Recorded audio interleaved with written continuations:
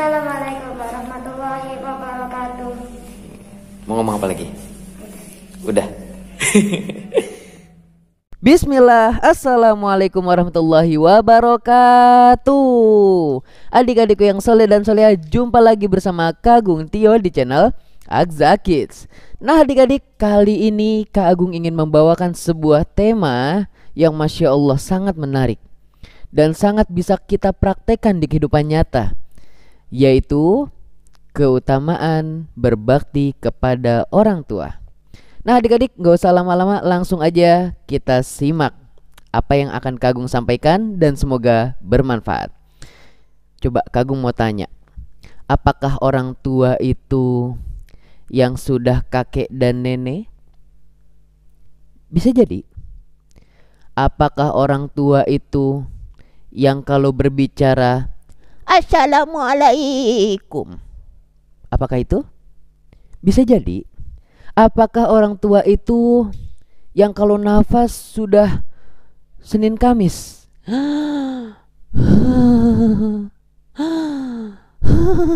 Bisa jadi. Ya, itulah orang tua.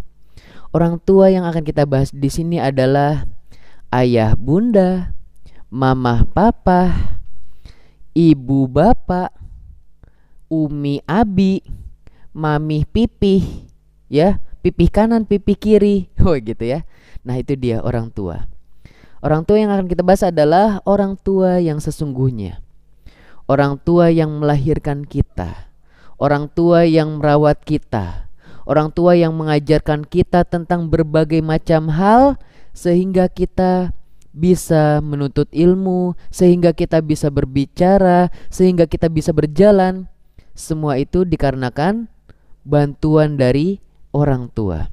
Allah Subhanahu wa ta'ala sendiri yang langsung berfirman di dalam Al-Quran, wa qada rabbuka alla ta'budu illa iyyahu wa bil walidaini ihsana. Allah Subhanahu wa ta'ala memerintahkan kepada Nabi Muhammad dan juga kepada kita kaum muslimin. Apa yang Allah perintahkan? Agar kita enggak menyembah selain Allah, dan kepada orang tua hendaklah kita berbuat baik. Masya Allah, Allah gabungkan keduanya. Yang pertama, agar kita tidak melakukan kesyirikan. Yang kedua, agar kita berbuat baik kepada kedua orang tua. Ini membuktikan bahwasanya berbakti kepada orang tua adalah sesuatu yang sangat penting. Dilanjutkan di ayat selanjutnya, imma yablughannal kibaru ahaduhuma. Dan apabila salah satu keduanya sudah berumur lanjut, sudah mulai tua, otomatis kan gak ada lagi yang memelihara mereka. Otomatis sudah tidak ada lagi yang bisa membantu mereka selain kita, anak-anaknya. Maka kata Allah apa? Fala taqul lahuma uff. Jangan kalian sekali-kali ngomong uff. Kalau dalam bahasa Indonesia artinya is. Nah itu kata-kata uff, is, pokoknya kata-kata yang males atau berpenampilan menampakkan wajah yang menggerutu, itu tidak boleh. Lalu dilanjutkan, pertama tidak boleh ngomong wala tanharhuma, dan janganlah kalian sekali-kali membentak mereka, berbicara kasar kepada mereka, atau suara kalian lebih besar daripada suara mereka. Contoh, Dek, tolong dong beliin ibu tomat di warung sebelah. Ibu males. Nah, ini adalah perkataan yang membentak. Ini adalah perkataan yang lebih besar daripada suara orang tua kita. Dan ini juga bukan perkataan yang mulia. Maka ini dilarang. Wa qul lahuma qaulan karima, dan katakanlah kepada kedua orang tua kalian perkataan yang mulia. Masya Allah. Rasulullah SAW bersabda, man kana yu'minu billahi wal yaumil akhir falyaqul khairan aw liyasmut. Barang siapa yang beriman kepada Allah dan hari akhir, mempercayai Allah itu ada, dan mempercayai hari kiamat itu akan ada, maka hendaklah dia berkata yang baik atau dia diam. kata para ulama, sebaik-baik kata-kata ini adalah yang seharusnya kita ucapkan kepada orang tua kita. Kalau kita nggak bisa ngomong yang baik kepada orang tua, maka lebih baik kita diam. Kalau misalnya kita cuma bisa menyakiti perkataan orang tua, lebih baik kita diam. Maka dari itu berkatalah kepada orang tua qaulan karima, perkataan yang mulia, perkataan yang baik, perkataan yang lembut. Dek, tolong ke pasar. Iya Umi, insya Allah. Langsung kalian siap-siap. Masya Allah, kita kalau misalnya jadi orang tua ya, kita kan nanti bakal jadi orang tua semuanya, betul nggak? Iya Kak Agung. Maka dari itu kalau misalnya kita nanti akan menjadi orang tua, kita mau nggak sih punya anak yang baik dan soleh-solehah? Mau. Nah, kalau kita mau punya anak yang baik dan soleh dan solehah, maka kita juga dari kecil harus jadi anak yang Soleh dan solehah. Nah, adik-adik, selanjutnya adalah sebagaimana disebutkan di dalam hadis bahwasanya Rasulullah sallallahu alaihi wasallam bersabda, "Ridallah fi ridal walidain, wa sukhtullah fi sukhtil walidain." Ridho Allah itu tergantung pada ridho orang tua, dan murkanya Allah tergantung murkanya orang tua. Jadi kalau misalnya orang tua kita sayang kepada kita, orang tua kita ridho kepada kita, kita baik kepada mereka, lalu mereka, wah Masya Allah anakku baik sekali, maka Allah pun ridho kepada kita. Jadi Allah marah ketika orang tua kita marah, dan Allah sayang, Allah rindu, Allah baik apabila orang tua kita melihat kita, wah ternyata anakku sudah baik, maka aku ridho, maka aku senang terhadapnya, maka Allah pun senang terhadap kita. Maka dari itu berbuatlah baik kepada orang tua, dan jangan sekali-kali membuat orang tua kita marah. Dan apabila membuat orang tua kita marah, maka bersegeralah untuk meminta maaf. Di antara doa yang mustajab adalah doanya orang tua, adik-adik. Maka dari itu jangan sampai orang tua kita marah, terus habis itu orang tua kita mengatakan hal-hal yang buruk kepada kita. Dasar kamu anak durhaka, dasar kamu nanti masuk neraka. Jangan sampai seperti itu. Maka katakanlah kepada orang tua kita, Umi, maafin aku ya. Aku nggak sengaja tadi mecahin piring. Maafin aku ya. Tadi aku nggak sengaja jailin Umi. kita meminta maaf sebelum orang tua kita memarahi kita, sebelum Allah marah juga kepada kita. Kak Agung ingin cerita sedikit ya, yaitu kisah seorang Syekh Sudais. Kalian kenal dong Syekh Sudais? Atau mungkin ada yang belum kenal? Agung, si Sudes itu orang Arab ya? Masya Allah, itu tahu orang Arab. Tapi aku nggak tahu yang mana orangnya. Ya, oke. Syekh Sudais adalah seorang imam besar di Masjidil Haram. Kalau kalian ke Ka'bah, sholat di sana, maka ada yang menjadi imam di sana, yaitu Syekh Sudais. Nah, kalian tahu nggak? Orang sebesar beliau, orang yang sangat terkenal seperti beliau, kok bisa menjadi seperti itu? Apa sebabnya? Di antaranya adalah karena doa orang tuanya kepada dia di waktu kecil. Masya Allah, mau denger ceritanya nggak? Oke, kita cerita ya. Dulu ketika Syekh Sudais masih kecil, lagi bermain pasir di luar halamannya. Lagi mainan pasir, lalu orang tuanya, ibundanya lagi mempersiapkan makanan untuk tamu yang akan datang.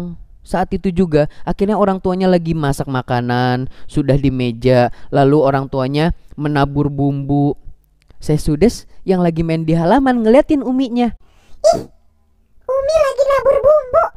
Sedangkan Sudais lagi mainan pasir. Akhirnya karena ingin ikut-ikutan uminya naburin bumbu, dia mengambil segenggam pasir. Ketika uminya sedang ke dapur, dia naburin pasir di atas makanannya, yang tadinya makanan itu untuk seorang tamu. Tiba-tiba uminya datang. Wow, apa yang terjadi adik-adik? Syur. Ih, Pas ngeliat uminya marah luar biasa.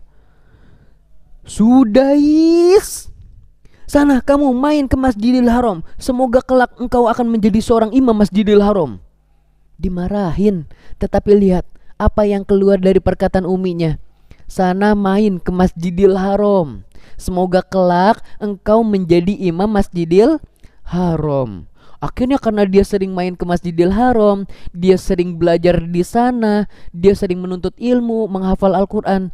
Dan ternyata benar, ketika dia besar, salah satu sebabnya adalah doa orang tuanya agar dia menjadi imam Masjidil Haram. Dan ternyata terkabul, dia menjadi imam Masjidil Haram. Selanjutnya, Rasulullah SAW pernah didatangi seorang sahabat. Sahabatnya ini bertanya kepada Rasulullah, "Ya Rasulullah, aku ingin berperang. Aku mau ikut berperang bersamamu, membela agama Islam ya Rasulullah." Lalu apa kata Rasulullah? "Apakah engkau memiliki orang tua?" "Iya, aku memiliki orang tua." "Maka uruslah orang tuamu, berbaktilah kepada orang tuamu, dan itulah jihadmu. Karena sesungguhnya surga ada di bawah telapak kaki orang tuamu." Jadi kita harus benar-benar berbakti. Bukan berarti surga itu ada di bawah telapak kaki orang tua kita, enggak. Itu menandakan orang tua kita itu memiliki derajat yang mulia yang kita harus taat dan patuh kepadanya.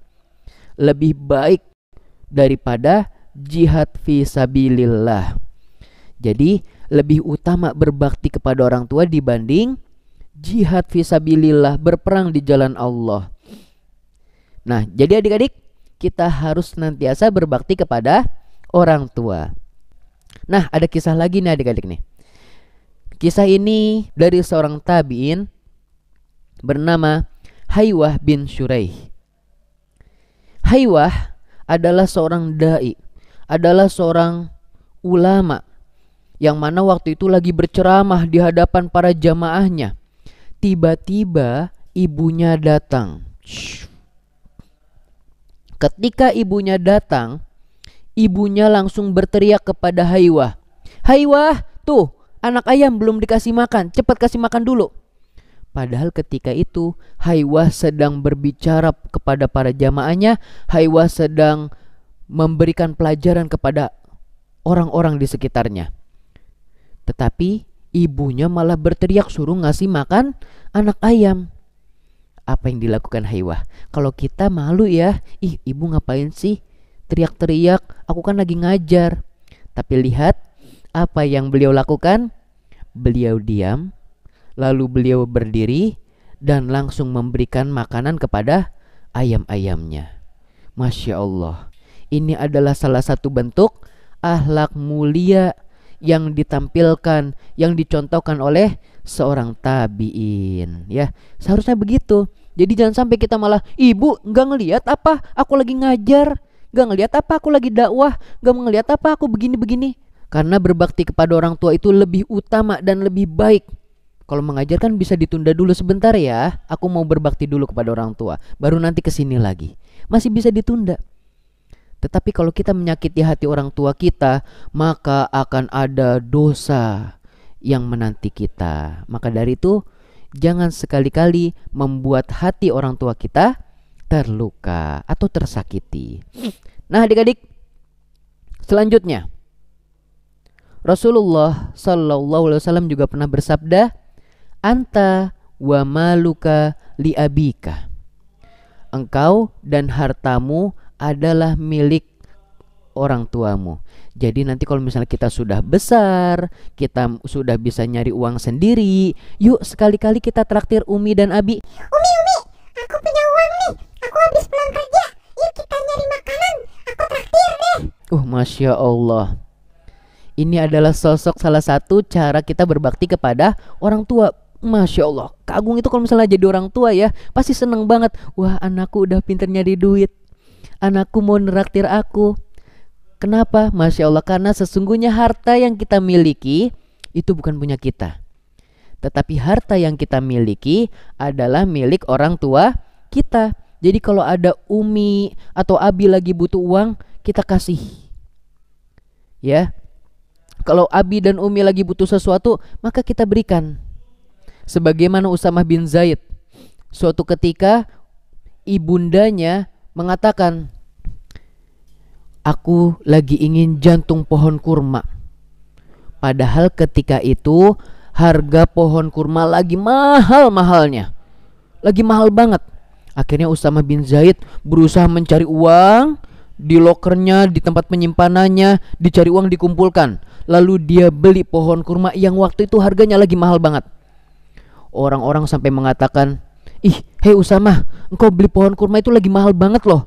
Nanti aja kalau lagi murah belinya." Orang-orang mengatakan hal tersebut. Lalu ibuku sedang menginginkannya sekarang, maka apa yang ibuku inginkan, aku akan berusaha untuk memberikannya saat itu juga. Masya Allah adik-adik, ini adalah Usamah bin Zaid, sosok sahabat yang selalu ingin berbuat baik di hadapan orang tuanya. Ketika ibunya ngomong seperti itu, padahal harga kurma lagi mahal-mahalnya, dia belikan dengan hartanya. Karena dia tahu harta yang dia miliki bukan milik dia, tetapi milik kedua orang tuanya. Jadi nraktir orang tua atau memberikan uang kepada orang tua, ini adalah suatu yang sangat disenangi oleh Allah Subhanahu wa ta'ala. Nah, demikian adik-adikku yang soleh dan solihah. Semoga apa yang Kak Agung sampaikan bermanfaat. Kita tutup dengan doa kafaratul majlis. Subhanakallahumma wa bihamdika, asyhadu an la ilaha illa anta, astaghfiruka wa atubu ilaik. Wassalamualaikum warahmatullahi wabarakatuh.